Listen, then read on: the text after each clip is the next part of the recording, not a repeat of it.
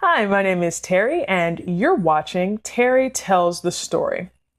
If you're sitting alone on a train or walking through a parking lot at night and a stranger approaches you, your brain immediately enters a state of high speed calculation. To the person approaching, a woman's brief, polite answers might seem like an opening, but biologically, something much older is happening. This is what we call an appeasement display. We see it across the entire animal kingdom. When a subordinate gorilla is faced with a dominant, aggressive male, it doesn't always fight or flee. It uses specific signals, smiling, nodding, avoiding direct eye contact, to signal, I am not a threat. Please do not attack me. This isn't a choice that's made in the logical part of the brain. It's a neurobiological defense. For thousands of years, a lone human faced with a superior physical threat survived longer by negotiating or appearing submissive than by entering a fight they were statistically likely to lose. It's an ancient line of code designed to negotiate a ceasefire before a strike even occurs. The tragedy of the modern world is the compliance paradox. In the wild, an appeasement display usually ends the encounter. The dominant male sees the lack of a threat and moves on. But in human social structures, this survival tactic backfires. By being nice to discourage an attack, the woman accidentally provides the social green light the aggressor has been looking for.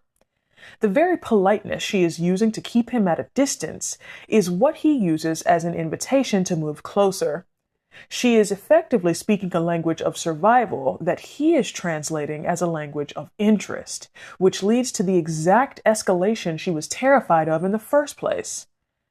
This lethal misunderstanding is why so many men walk away feeling like women are just being dramatic or just trying to paint them as villains for the sake of playing a victim.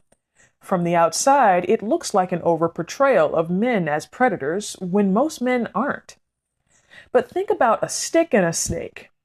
If you're walking in the woods and you see a stick in the distance, but you think it's a snake, that misconception costs you almost nothing, except maybe a temporary spike in cortisol and an unnecessarily elevated heart rate.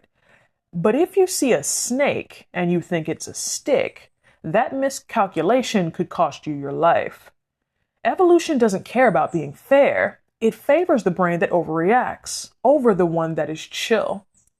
When a woman seems on edge or overly dramatic, she's running that stick and snake calculation in real time. She isn't trying to make you the bad guy. She is running a program that prioritizes survival over social comfort. In the game of sticks and snakes, the cost of being wrong is simply too high to play it any other way. But if the biological instinct to be polite is a trap, what's the fix? Nature tells us that predators, from tigers and lions to mountain lions and leopards, almost always prefer to hunt from behind. They depend on the target being unaware. Even in the safest environment imaginable, like a zoo, that instinct remains hard-coded. You've seen the videos. A 2-year-old child is standing with his back to the glass. Behind him, a 400-pound Siberian tiger is crouched, belly to the ground, eyes locked, muscles coiled. The tiger is stalking. It's moving with the absolute certainty that it could crush that child in seconds. But then the child turns around. He looks directly through the glass at the tiger. The tiger immediately breaks its stance. It stands up, looks away, starts pacing.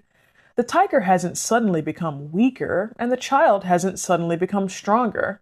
The tiger knows that it could still overpower that child in any scenario, but the moment the child turns around, the element of surprise is gone. The prey has signaled vigilance. In the wild, a predator that has been spotted is a predator that has to work harder. Predators in nature are opportunistic.